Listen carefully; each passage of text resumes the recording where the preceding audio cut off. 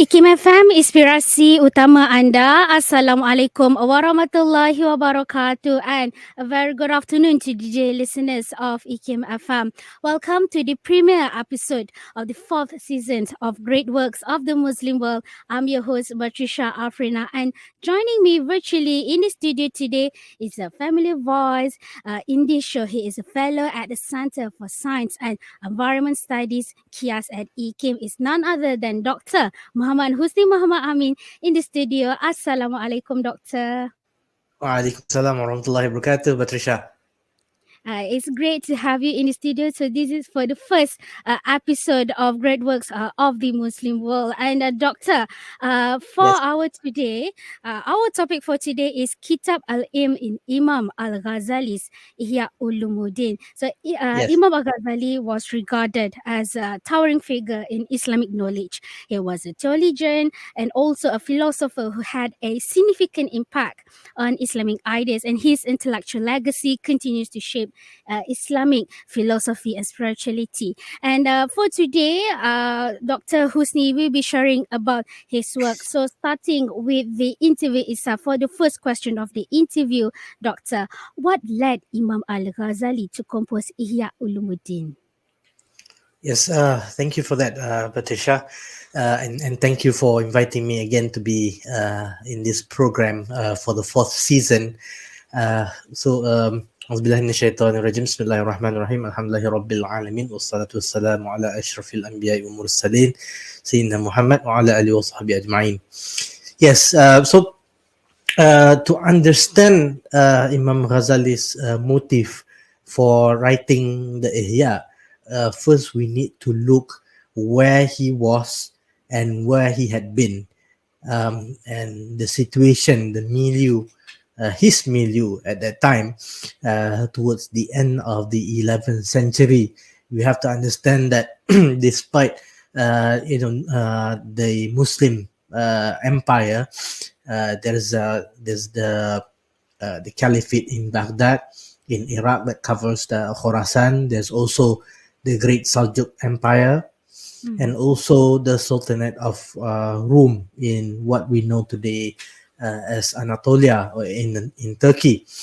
But towards the 11th century, tens of thousands of soldiers and mounted knights from Europe, they were coming towards the Muslim lands in what they had been known to be Biladus Sham, or today in Syria. And so this historical region encompassed Syria and Palestine, and they were intending to fight a series of religious holy wars, which historians call as the Crusades. And they were marching towards their prize, the city of Jerusalem in Palestine. And in 1097, as the armies were coming down from Europe, Imam al-Ghazali had been in between Jerusalem and Damascus, and he must have heard the news of their approach. And to answer the question, what was he doing there? He had a stellar career as a scholar, as somebody who had the confidence of the sultans.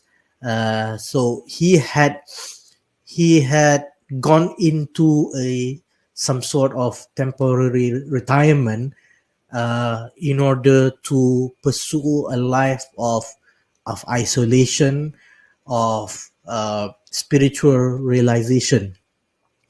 And this is, like I said, after a stellar career. He was really renowned. He had written, volumes of books.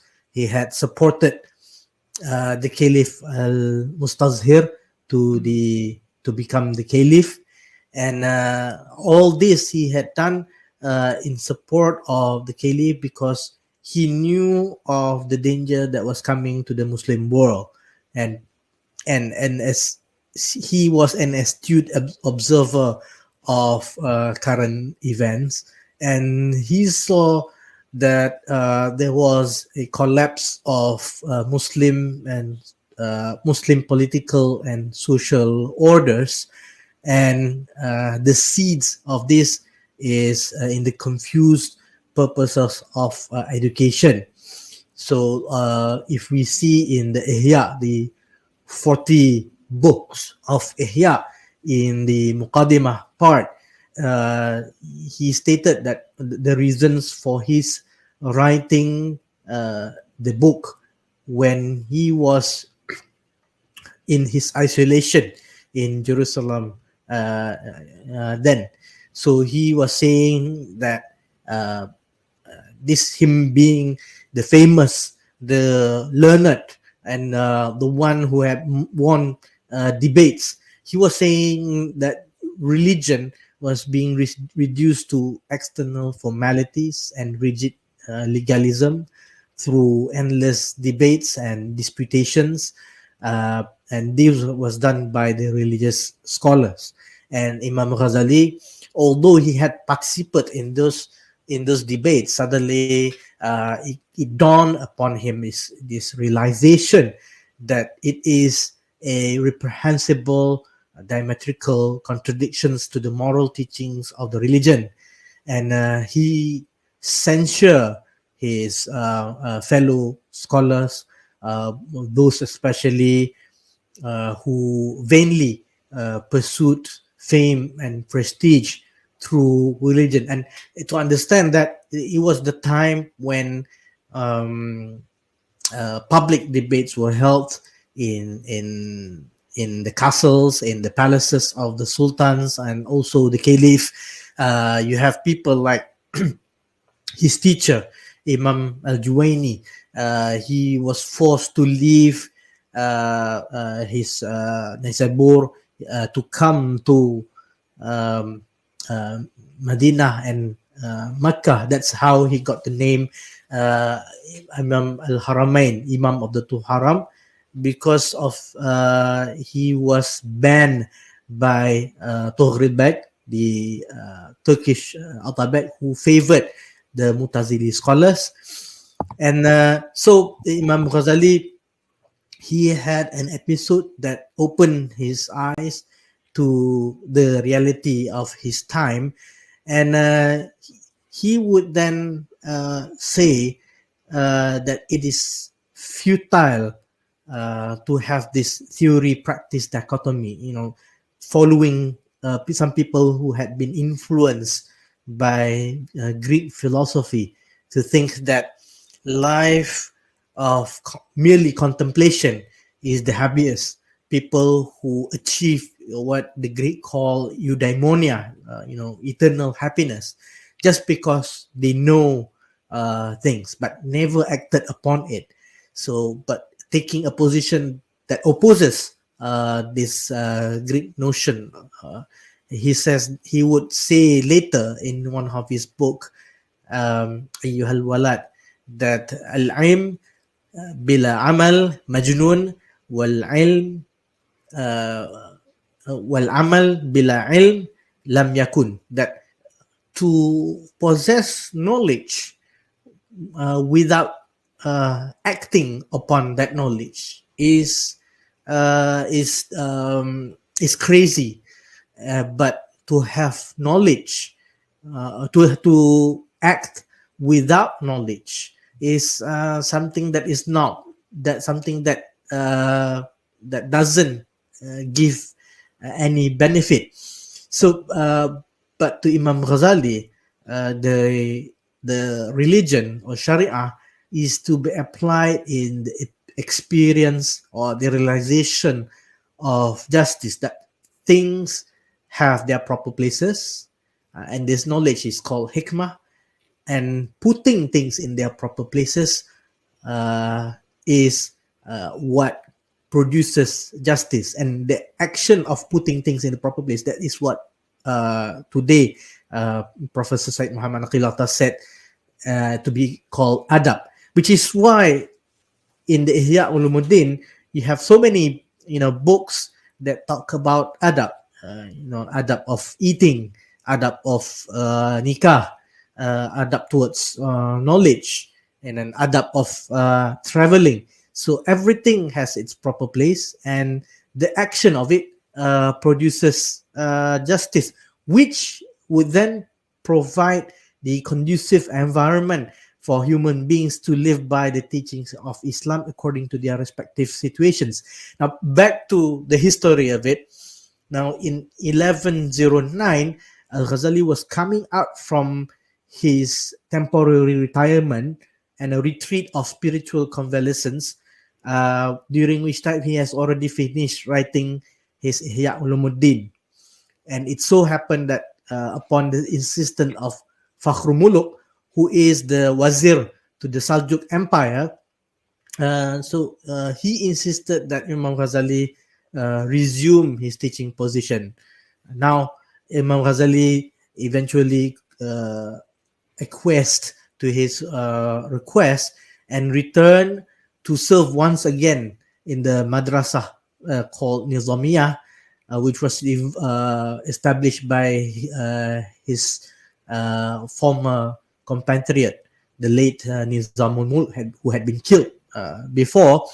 So this time he intended to discharge a personal duty of bringing into effect the spiritual and moral refinement in himself as well as in others. So that's what he said in his Ihya, wa ana abghi an aslaha nafsi ghairi. So it's no longer about going into endless debates. It's no longer about proving that he has lots of knowledge, but more to effect what he has learned during his spiritual retreat, the realization about himself, the knowledge of God that he gained, and religion is really to effect that transformation, to make a person better. Mm-hmm. And just now you mentioned that in Ihya Ulumuddin there are lots of discussions about adab. So could you elaborate a bit what is Kitab al Ilm is all about? Yeah, surely, Batrisha.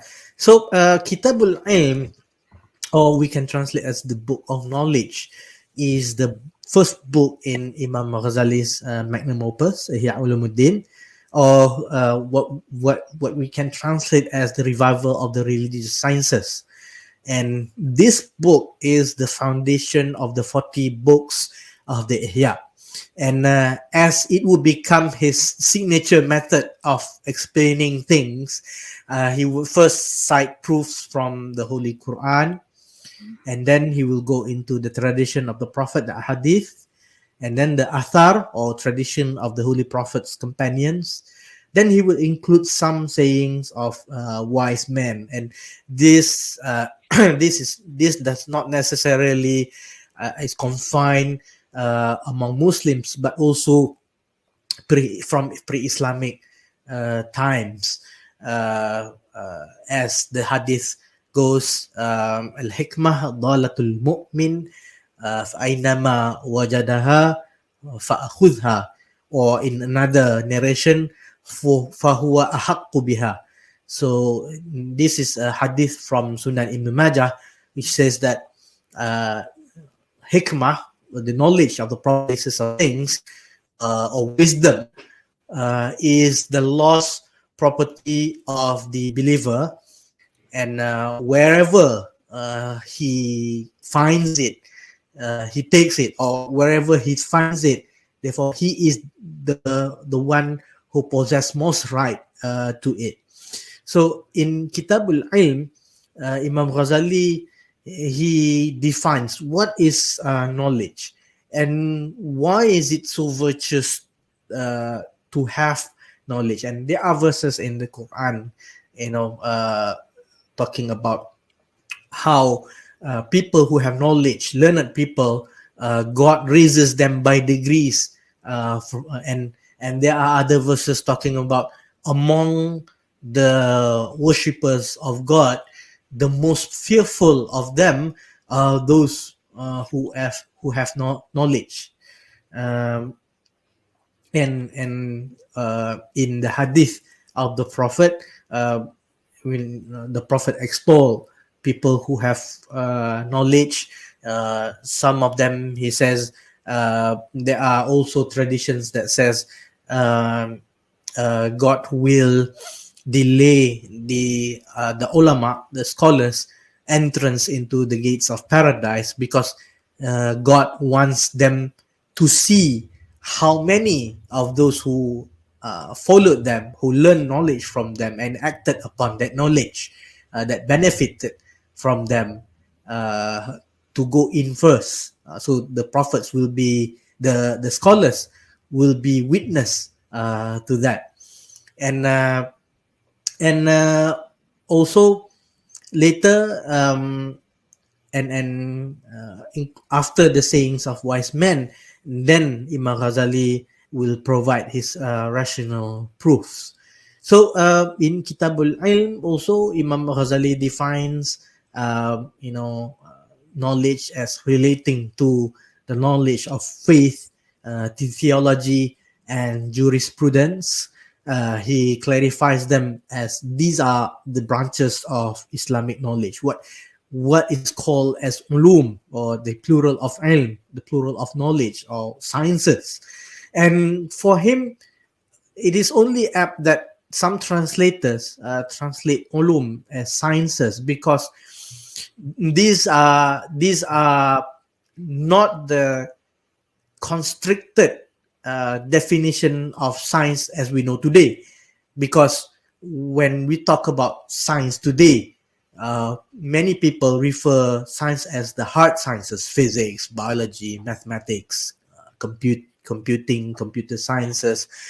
Yet this knowledge, as we explore, we discover, I remember reading from in 1997 edition of National Geographic, says that for every 100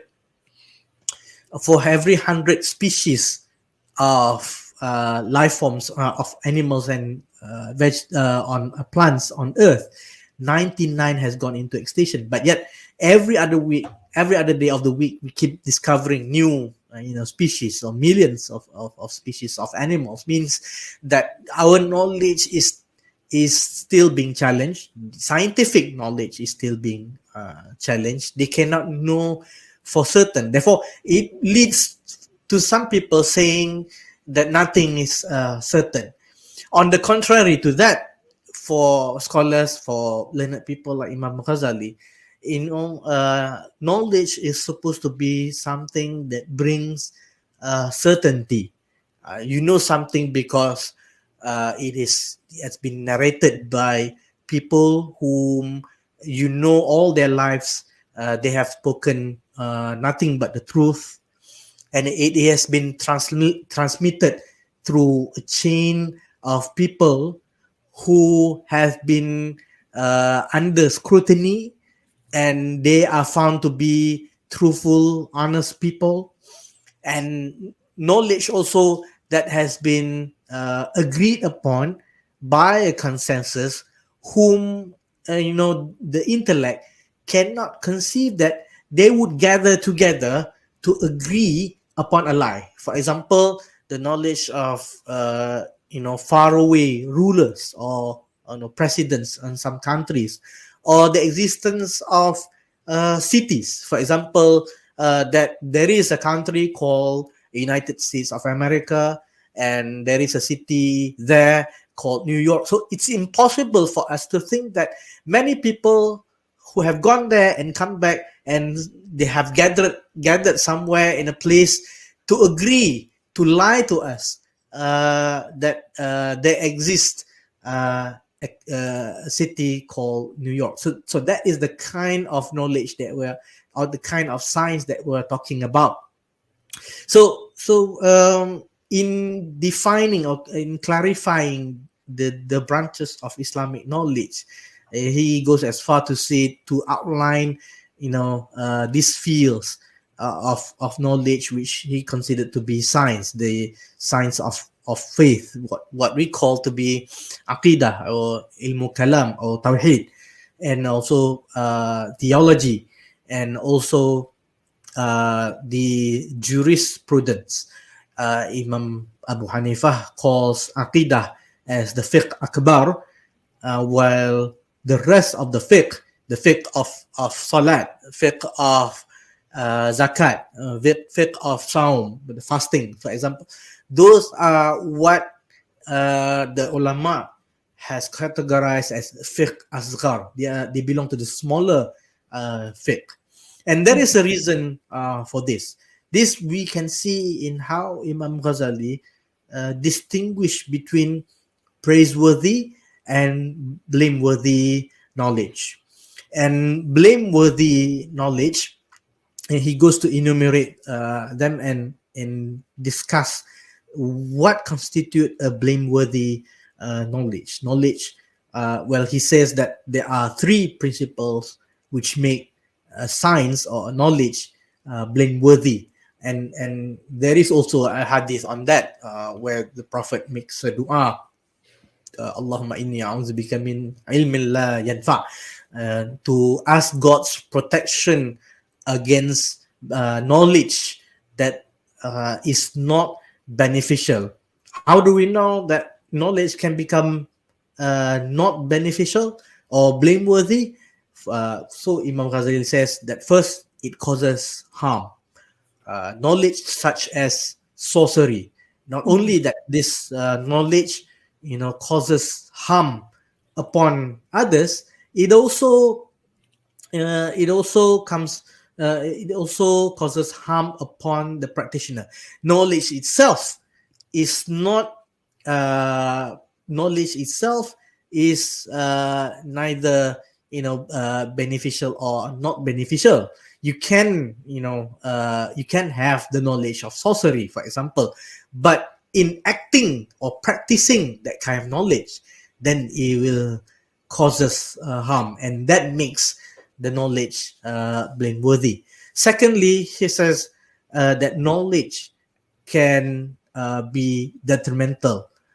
That, for example, like the first example that Imam Ghazali said, that sorcery, because it distracts people from the true cause of things, because it leads people to think that they are the one who causes things. Or during that time, in the time of Imam Ghazali, or to a certain extent, it's still happening today. Knowledge such as astrology, or even if we apply it to the modern sciences, astronomy, how it distracts people from the true cause of things. For example, in astrology, I'm sure you are familiar with them. Also, that some people think that they belong to particular zodiac. So, effects of the stellar or the constellations or these stars alignment will have an effect on our lives here on Earth. So, believing, well, in a way, to look at it, the planetary bodies or stellar constellations do have an effect, but they don't have the power in themselves to cause benefit or harm.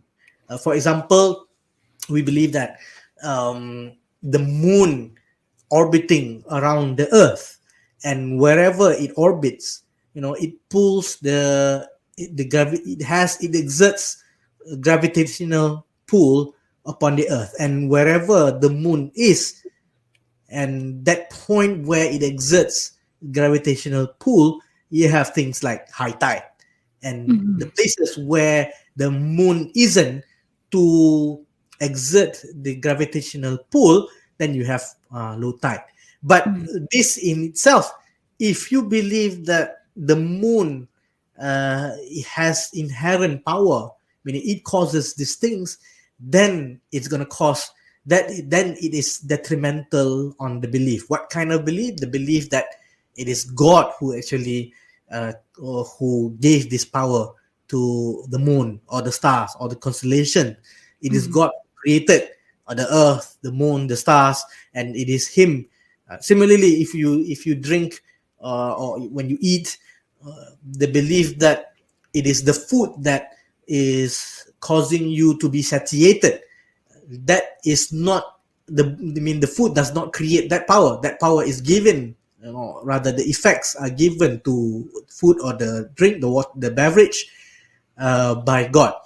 And thirdly, what causes the knowledge to be blameworthy is when it does not benefit, such as poetry or astrology, for example. These sciences are useful insofar as you want to derive worldly benefits, to believe, but only to believe that they are the only causes. Then it distracts you, it distracts people from worshipping the true cause of things, which is God.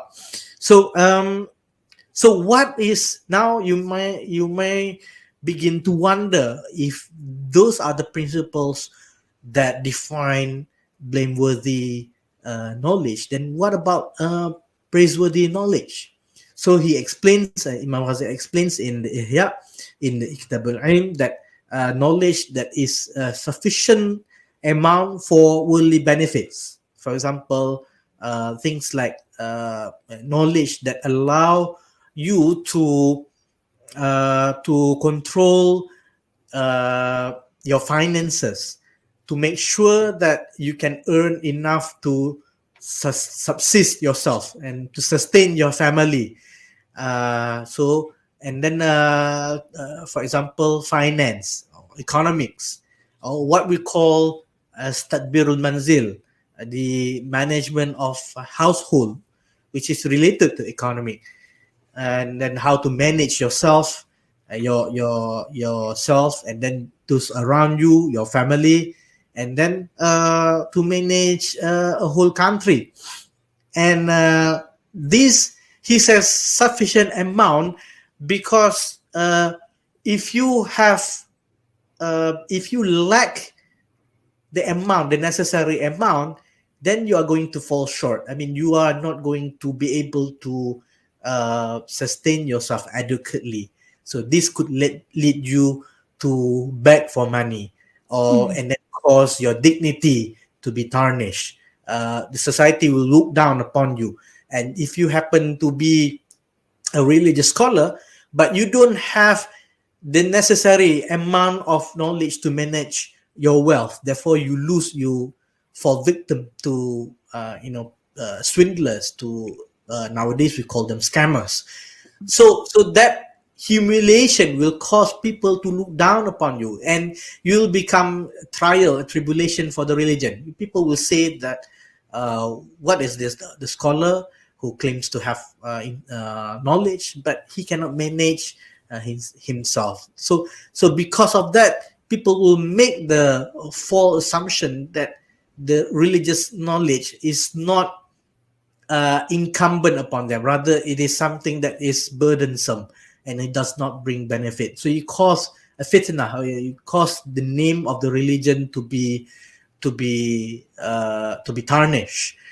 But on the other hand, Imam Ghazali says too much into it also is not good. It also brings harm. For example, like astronomy, for example, it is useful for people who are astronomers. They employ in that field, and it is useful for people because they are in the field of meteorology.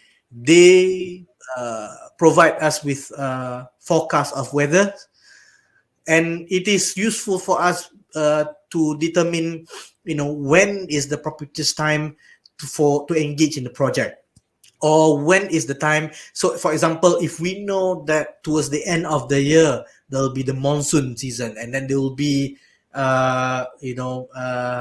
heavy downpour, and some places will be flooded. Therefore, meteorologists, they can warn us, they can provide us with the warning, so that we can be prepared for any eventualities or disasters. Or we can prepare provisions, we can evacuate people to safe places. But that is knowledge in the sufficient amount.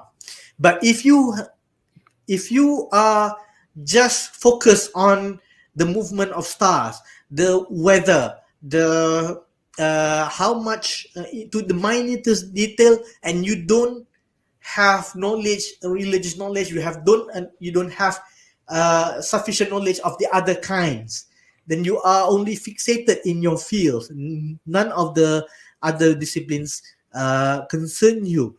Then again, it will become blameworthy, because it will, for example, the knowledge of ethics, whether it's ethical to to report certain things, whether it's ethical to take certain actions. So today we have people who are engaged in uh, blinkered specialization, that they don't know anything outside of their field. So we produce people who are extremely trained in their field, physicists, engineers, doctors, but they don't have knowledge of ethics. So as an engineer, you could be cheating people. You and not know that it is wrong in religion, that it is punishable in the hereafter. So long as you know that you are making certain amount of profits by reducing the amounts of cement in a pillar that you are supposed to be constructing. Later on, it reminds us of cases like Sampung. There's this a big first hyper mall in the 1990s in South Korea, which collapsed, and then it is due to a certain amount of corruption that happened. They built it big, but the column sizes have been reduced, not according to the planning, to the drawings, and so because of that, when they overloaded it, then the entire building collapsed, and it injured almost 1,000 people and caused some deaths. So that is an example of sufficient amount for worldly benefits. And the one other aspect of praiseworthy knowledge that Imam Ghazali said is in copious amount of afterlife benefits. Those that he says, the knowledge of God, his attributes, his acts. These are, if you have lots of this knowledge, then it is the better, because he warns that one of the reason that he was writing the Ihya is to remind people that all the knowledge of fiqh, it is useless if you don't know whom you are worshipping, because this life is limited. This life, we are human beings are, they live a very short amount of years in this world. They live 60, 70, 80, at most they can go 100, 110. But nobody from the beginning of time, or about even 1,000 years ago, we know nobody of them from that time that still live today. So that is a certain knowledge.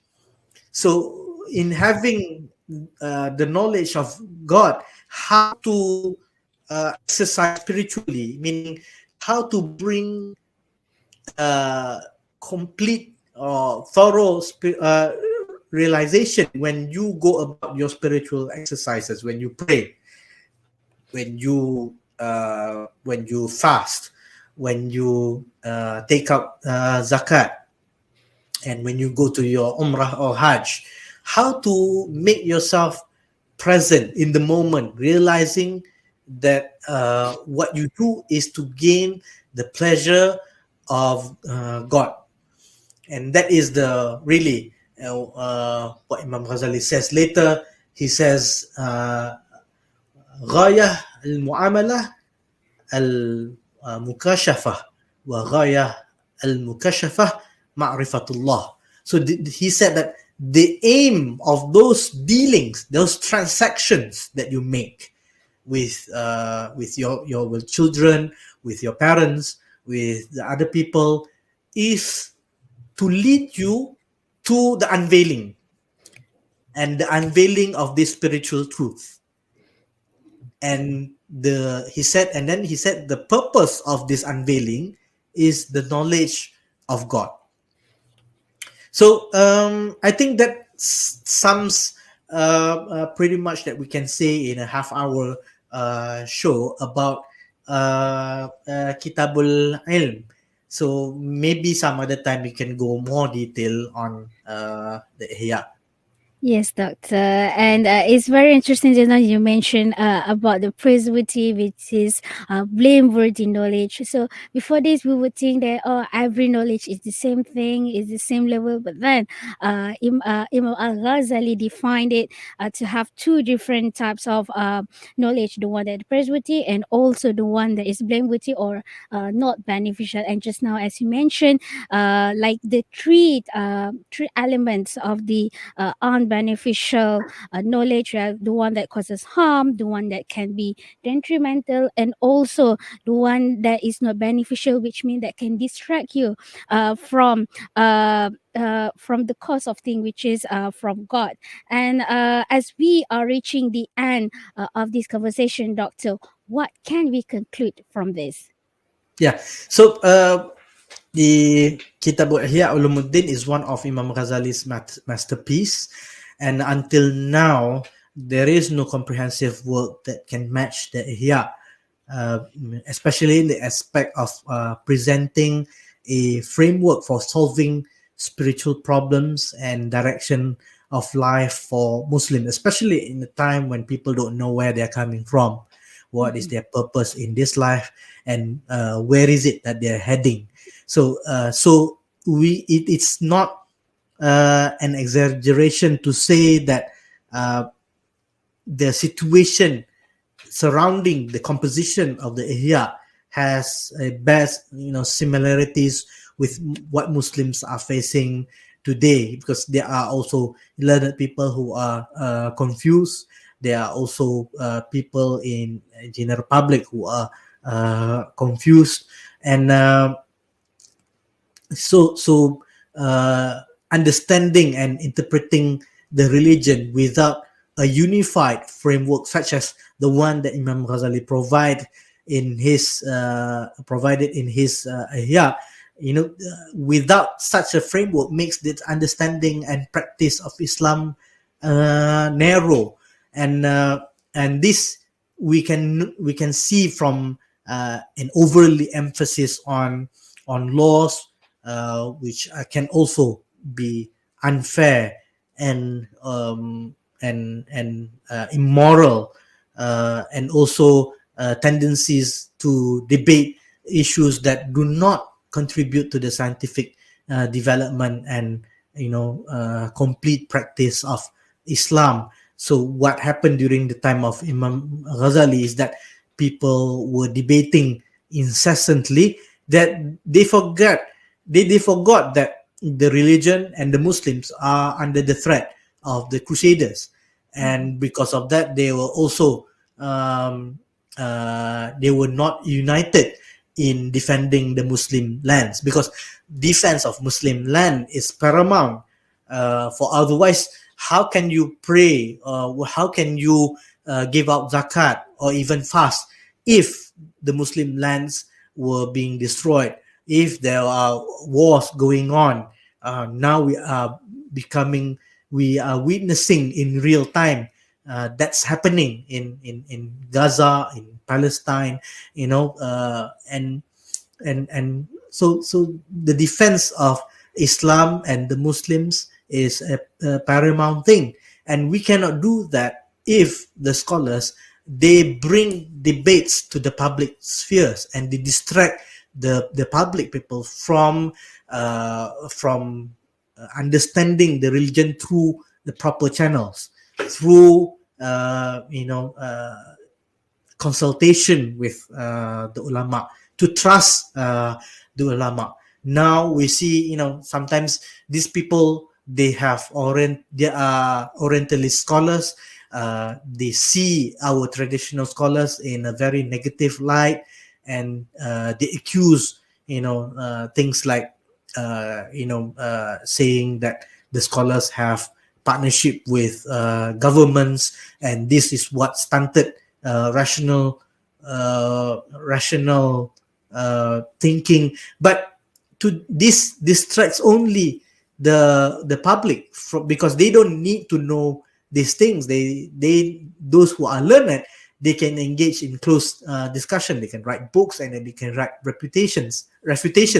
But to bring this into the public sphere will confuse people and will make them hate religion. So it becomes it becomes something that affronts the reputation and the dignity of the religion. It drives people away from religion. It will make people think that religion is irrational, is generally stupid, and it distracts them from thinking rationally. When rationally is actually, as Imam Ghazali says, he says knowledge is recognizing that we are human beings. We have the intellect, and then the intellect is the summation of knowledge, and that this knowledge, it will show us the how a circumstance emerge and how it will follow till its conclusion. And behind all this is the principal cause. The prime cause is God. So that is a rational way of thinking. Yet those who are secularized, those who are they take the Orientalist framework, they don't think in this manner, and they want to put our traditional scholars, Imam Ghazali, because some of the accusations that they make, that after Imam Ghazali, rational thinking in Islam died, yet they don't see in history that even after Imam Ghazali, science continued to flourish. In fact, that is an outdated and much refuted thesis, because you have, after the fall of Baghdad, you have the rise of the Turks, and then the Khorasan, and then you have the Ottoman Empire, and science flourished. Even in, I just came back from Uzbekistan, which is the land of where Imam Bukhari lived. It continued to prosper after that with the rise of Amir Timur, and then you get to know after Amir Timur, there are scholars like Jurjani, Al-Iji. So the science continued to flourish, and people like Ulugh Beg was born, who became patron of the sciences. And then you have observatories. We are only backward because of the colonizers, of the colonization that happened in Muslim lands, that effectively cut us off from that tradition. So in conclusion, so this is what such work, the great work such as Ihya Ulumuddin, is something that is foundational, and something that we can always fall back into when we become confused with the latest development, that's the modern science are unable to answer and put a cogent or a complete unified framework for us to know things. And with that being said, I would like to thank you for your insight on today's topic, Kitab al Ilm, Imam al-Ghazali's Ihya Ulumuddin. And we hope that today's sharing, Doctor, will be beneficial to those who are listening to us either through radio or even through our social media. And again, Doctor, thank you for being with us. Assalamualaikum. Waalaikumsalam warahmatullahi